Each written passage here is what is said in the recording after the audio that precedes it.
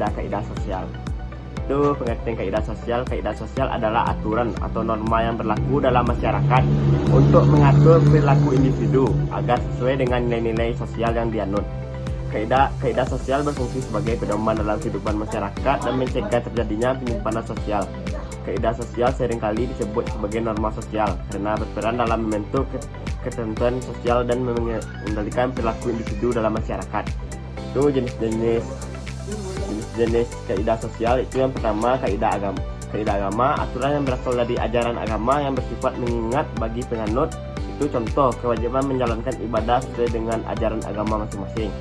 Yang kedua, kaidah kesusilaan, norma yang berkaitan dengan moral dan etika dalam kehidupan sosial. Contoh, tidak berbohong atau mencuri karena dianggap tidak bermoral. Itu yang ketiga, kaidah kesopanan, aturan yang mengatur tata krama dan perilaku dalam berinteraksi sosial. Contoh, menggunakan bahasa yang sopan saat berbicara dengan orang yang lebih tua. Itu kaidah yang keempat, kaidah hukum, norma yang memiliki sanksi tegas dan mengingat secara hukum. Contoh, larangan melakukan tindakan kriminal seperti pencurian dan korupsi. Itu fungsi kaidah sosial. Yang pertama, sebagai alat kontrol sosial, mengatur perilaku individu agar sesuai dengan norma yang berlaku. Yang kedua, mencegah penyimpangan sosial, mengurangi perilaku yang bertentangan dengan nilai-nilai masyarakat. Yang ketiga, menjaga keteraturan sosial, membantu menciptakan harmoni dalam kehidupan bermasyarakat. Itu saya akan menjelaskan tentang pengertian lembaga sosial. Lembaga sosial adalah sistem norma dan aturan yang terbentuk dalam masyarakat untuk memenuhi kebutuhan sosial dan mengatur interaksi antar individu. Lembaga sosial berfungsi sebagai mekanisme yang menjaga keteraturan sosial dan memastikan bahwa masyarakat dapat berekspresi dengan baik dalam berbagai aspek kehidupan.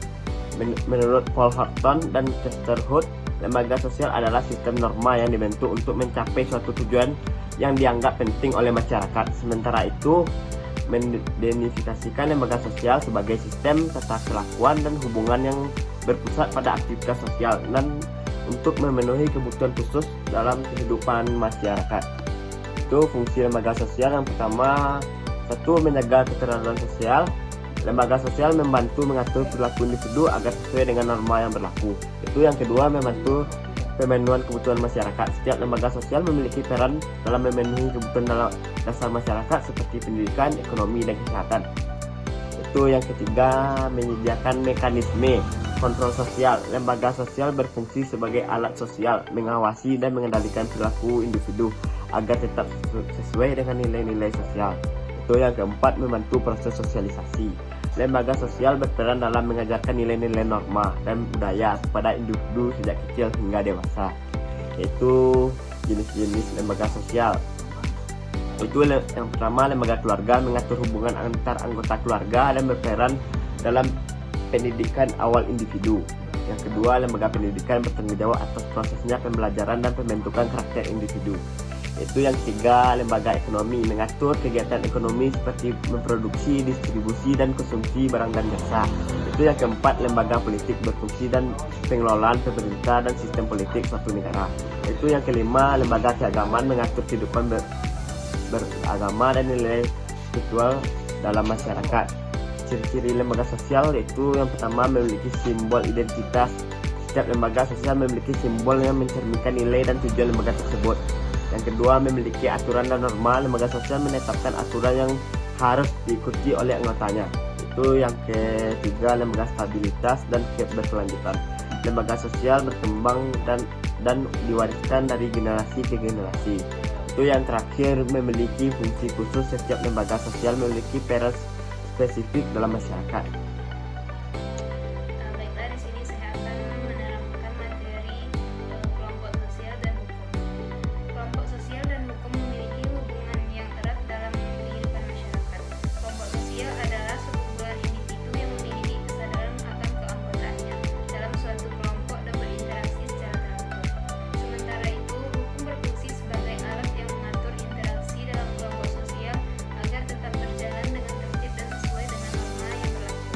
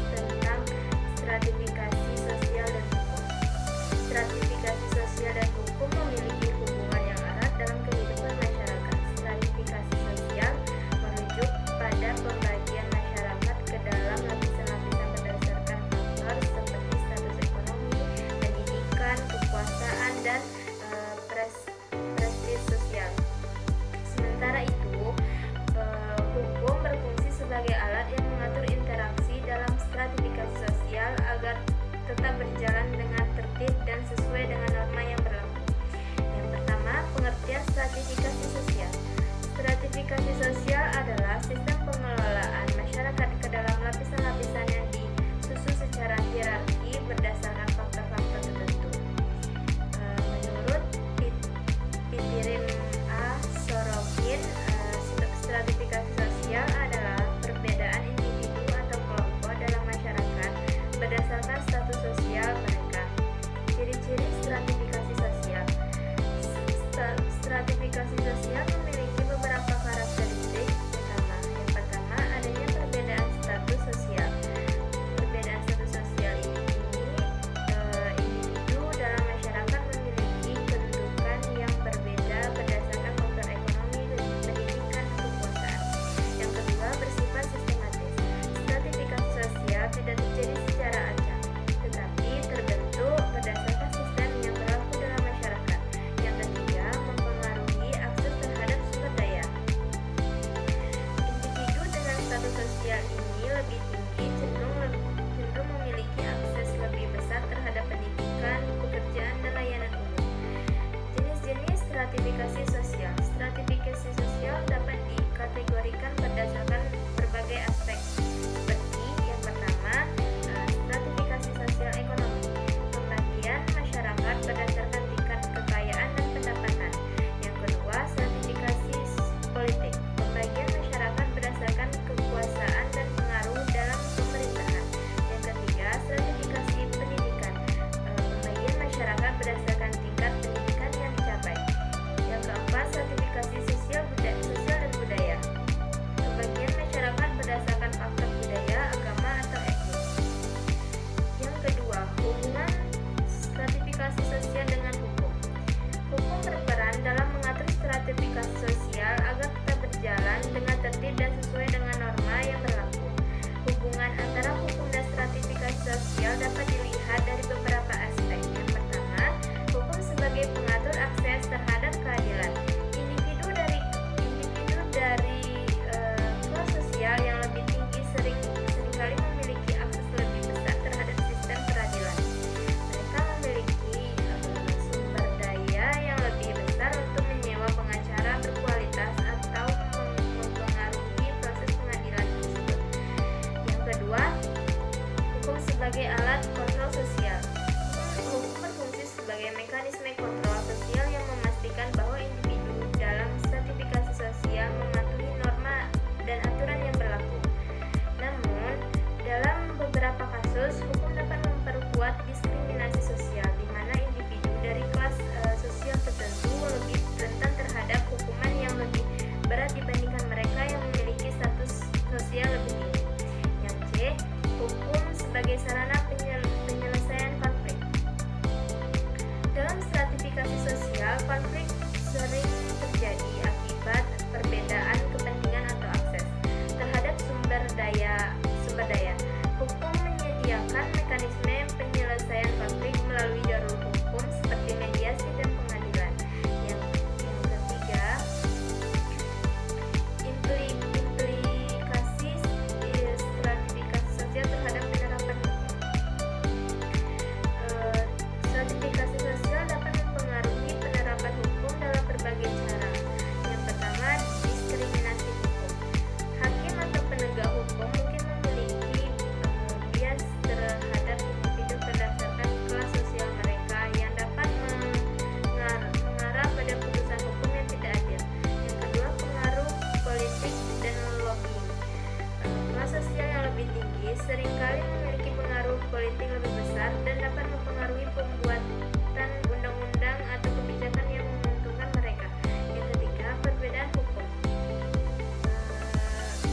Menunjukkan bahwa individu dari kelas sosial yang lebih rendah cenderung menerima hukuman lebih berat dibandingkan individu dari kelas yang lebih tinggi atas kejahatan serupa. Mungkin sekian dari saya untuk materi stratifikasi sosial dan hukum tersebut. Materi yang terakhir, kekuasaan dan hukum. Kekuasaan dan hukum memiliki hubungan yang erat dalam kehidupan bermasyarakat dan bernegara. Kekuasaan adalah kemampuan seseorang atau lembaga untuk mengatur, mengendalikan atau mengaruhi tindakan orang lain. Sementara itu, hukum adalah seperangkat aturan yang mengatur perilaku manusia dan berlaku secara mengikat. Hukum digunakan sebagai alat untuk menjalankan kekuasaan secara sah. Pemerintah misalnya menjalankan kekuasaan berdasarkan hukum untuk mengatur masyarakat, menegakkan ketertiban, dan melindungi hak warga negara. Di sisi lain, hukum juga berfungsi sebagai pembatas kekuasaan agar tidak disalahgunakan, sehingga memecah terjadinya penindasan atau pelanggaran hak asasi manusia. Dengan demikian, kekuasaan dan hukum harus berjalan seimbang. Kekuasaan yang dijalankan tanpa hukum cenderung otoriter, sedangkan hukum tanpa kekuasaan tidak akan efektif.